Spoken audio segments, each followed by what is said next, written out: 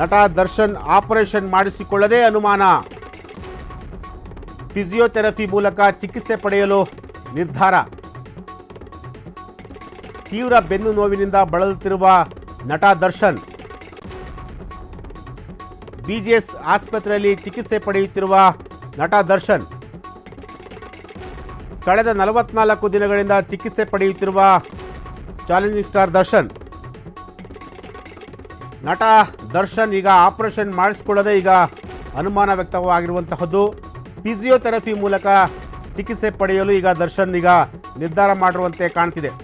ತೀವ್ರ ಬೆನ್ನು ನೋವಿನಿಂದ ಬಳಲುತ್ತಿರುವ ನಟ ದರ್ಶನ್ ಬಿಜಿಎಸ್ ಆಸ್ಪತ್ರೆಯಲ್ಲಿ ಕಳೆದ 44 ದಿನಗಳಿಂದ ಚಿಕಿತ್ಸೆಯನ್ನು ಪಡೆಯುತ್ತಿರುವಂತಹ ನಟ ದರ್ಶನ್ ಕಳೆದ 44 ದಿನಗಳಿಂದ ಸತತವಾಗಿ ಚಿಕಿತ್ಸೆಯನ್ನು ನಟ ದರ್ಶನ್ ಪಡೆದುಕೊಳ್ತಿದ್ದಾರೆ. ಈಗ ಅವರು ಆಪರೇಷನ್ ಮಾಡಿಸ್ಕೊಳ್ಳದೆ ಡೌಟು ಅನ್ನೋದು ಈಗ ಸದ್ಯಕ್ಕೆ ಲಭ್ಯವಾಗ್ತಿರುವಂಥದ್ದು. ಅಂದರೆ ಫಿಸಿಯೋಥೆರಪಿ ಮೂಲಕ ಚಿಕಿತ್ಸೆಯನ್ನು ಪಡಿತಾರೆ ಅನ್ನೋ ಒಂದು ಮಾಹಿತಿ ಈಗ ಸಿಗ್ತಾ ಇರುವಂತಹದ್ದು. ಸಾಕಷ್ಟು ತೀವ್ರ ಬೆನ್ನು ನೋವಿನಿಂದ ಅವರು ಬಳಲ್ತಾ ಇದ್ರು. ಮಧ್ಯಂತರ ಜಾಮೀನು ಅವರಿಗೆ 1.5 ತಿಂಗಳು ಮಧ್ಯಂತರ ಜಾಮೀನು ಕೂಡ ಸಿಕ್ಕಿತ್ತು. ಆ ಒಂದು ಜಾಮೀನು ಸಿಕ್ಕ ನಂತರ ನೇರವಾಗಿ ಬಿಜಿಎಸ್ ಆಸ್ಪತ್ರೆಗೆ ಅವರು ಹೋಗಿ ಅಡ್ಮಿಟ್ ಆಗ್ತಾರೆ. ಸತತ 44 ದಿನಗಳ ಕಾಲ ಅವರು ಬಿಜಿಎಸ್ ಆಸ್ಪತ್ರೆಯಲ್ಲಿ ಚಿಕಿತ್ಸೆಯನ್ನು ಪಡೀತಾರೆ. ಫಿಸಿಯೋಥೆರಪಿ ಮೂಲಕ ಈಗ ಚಿಕಿತ್ಸೆ ಪಡೆಯಲು ಈಗ ನಟ ದರ್ಶನ್ ನಿರ್ಧಾರ ಮಾಡಿರುವಂತಹದ್ದು. ತೀವ್ರ ಬೆನ್ನು ನೋವು ಅಂದರೆ ಬಳ್ಳಾರಿ ಜೈಲಿನಲ್ಲಿದ್ದವರು ಕೂಡ, ಪರಪ್ಪನ ಅಗ್ರಹಾರ ಜೈಲಿನಲ್ಲಿದ್ದವರು ಕೂಡ ಅವರಿಗೆ ಸಾಕಷ್ಟು ಬೆನ್ನು ನೋವು ಕಾಣಿಸ್ಕೊಂಡಿತ್ತು. ಅದರಲ್ಲೂ ಬಳ್ಳಾರಿ ಜೈಲಿಗೆ ಹೋದ ನಂತರ ಅವರಿಗೆ ಬೆನ್ನು ನೋವು ಸಾಕಷ್ಟು ದೊಡ್ಡ ಮಟ್ಟದಲ್ಲಿ ಉಲ್ಬಣಗೊಂಡಿತ್ತು. ಸೊ ಆ ಒಂದು ಹಿನ್ನೆಲೆಯಲ್ಲಿ ಮಧ್ಯಂತರ ಜಾಮೀನನ್ನು ಕೂಡ ಹೈಕೋರ್ಟ್ ಮಂಜೂರು ಮಾಡಿತ್ತು.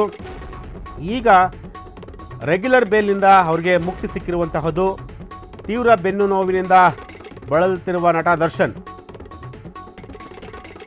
ಬಿಜಿಎಸ್ ಆಸ್ಪತ್ರೆಯಲ್ಲಿ ಚಿಕಿತ್ಸೆ ಪಡೆಯುತ್ತಿರುವ ನಟ ದರ್ಶನ್ ಕಳೆದ 44 ದಿನಗಳಿಂದ ಚಿಕಿತ್ಸೆ ಪಡೆಯುತ್ತಿರುವ ನಟ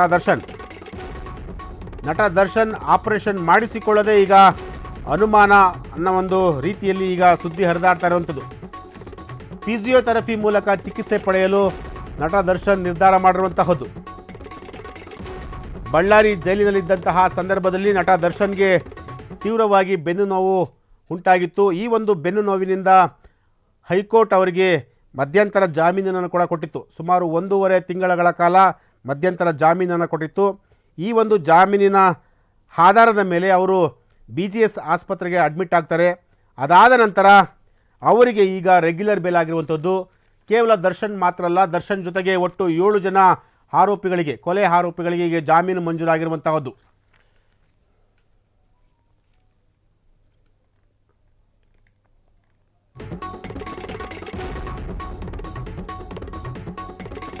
ಎಸ್,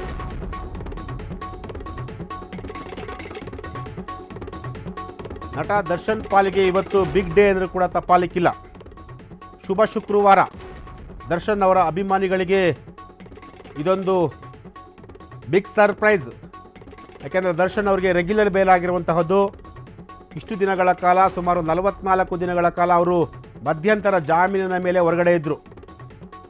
ಬಿಜಿಎಸ್ ಆಸ್ಪತ್ರೆಯಲ್ಲಿ ಚಿಕಿತ್ಸೆಯನ್ನು ಕೂಡ ಪಡಿತಾ ಇದ್ದರು. ಆದರೆ ಈಗ ಹೈಕೋರ್ಟ್ ಅವರಿಗೆ ರೆಗ್ಯುಲರ್ ಬೇಲನ್ನು ಕೊಟ್ಟಿರೋದು. ಕೆಲವೊಂದು ಕಂಡೀಷನ್ಸ್ ಆಧಾರದ ಮೇಲೆ ಅವರಿಗೆ ರೆಗ್ಯುಲರ್ ಬೇಲನ್ನು ಈಗ ಮಂಜೂರು ಮಾಡಿರುವಂತಹದ್ದು. ರೆಗ್ಯುಲರ್ ಬೇಲು ಸಿಕ್ಕಿದ ನಂತರ ದರ್ಶನ್ ಅವರ ಅಭಿಮಾನಿಗಳಿಗೆ ಹರ್ಷವೋ ಹರ್ಷ. ಯಾಕೆಂತಂದರೆ ತಮ್ಮ ನೆಚ್ಚಿನ ನಟನನ್ನು ಕಣ್ತುಂಬಿಕೊಳ್ಳಲು ಈಗಾಗಲೇ ದರ್ಶನ್ ಅವರ ಅಭಿಮಾನಿಗಳು ಕಾತುರದಿಂದ ಕಾಯ್ತಾ ಇರುವಂತಹದ್ದು. ಕಳೆದ 44 ದಿನಗಳಿಂದ ಅವರು ಬಿಜಿಎಸ್ ಆಸ್ಪತ್ರೆಯಲ್ಲಿ ಚಿಕಿತ್ಸೆಯನ್ನು ಪಡಿತಾ ಇದ್ದರು.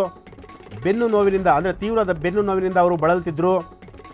ಈ ಒಂದು ಬೆನ್ನು ನೋವಿನ ಹಿನ್ನೆಲೆಯಲ್ಲಿ ಅವರು ಬಿಜಿಎಸ್ ಆಸ್ಪತ್ರೆಯಲ್ಲಿ ಅಡ್ಮಿಟ್ ಆಗಿದ್ದರು. ಅಡ್ಮಿಟ್ ಆಗಿ 44 ದಿನಗಳು ಕಳೆದಿತ್ತು. 44 ದಿನಗಳಿಂದಲೂ ಕೂಡ ಬಿಜಿಎಸ್ ಆಸ್ಪತ್ರೆಯಲ್ಲಿ ಅವರು ಚಿಕಿತ್ಸೆಯನ್ನು ಪಡಿತಾ ಇದ್ದರು. ಎಲ್ಲೂ ಕೂಡ ಯಾವ ಸೋಷಿಯಲ್ ಮೀಡಿಯಾದಲ್ಲೂ ಕೂಡ ಕೇವಲ 2 ಫೋಟೋಗಳು, ಅಂದರೆ 44 ದಿನಗಳಲ್ಲಿ 2 ಫೋಟೋಗಳು ಮಾತ್ರ ವೈರಲ್ ಆಗಿದ್ದಂತು ಸೋಷಿಯಲ್ ಮೀಡಿಯಾದಲ್ಲಿ. ಅಂದರೆ ಅವರು ಚಿಕಿತ್ಸೆ ಪಡೆಯುವಂತಹ ಫೋಟೋಗಳು 2 ಮಾತ್ರ ಲಭ್ಯವಾಗಿತ್ತು ಸೋಷಿಯಲ್ ಮೀಡಿಯಾದಲ್ಲಿ. ಸೊ ಈ ಎಲ್ಲ ಸೂಕ್ಷ್ಮತೆಗಳನ್ನು ಅರಿತಂತಹ ನ್ಯಾಯಾಧೀಶರು ಇವತ್ತು ಅವರಿಗೆ ರೆಗ್ಯುಲರ್ ಬೇಲನ್ನು ಈಗ ಕೊಟ್ಟಿರುವಂತಹದ್ದು.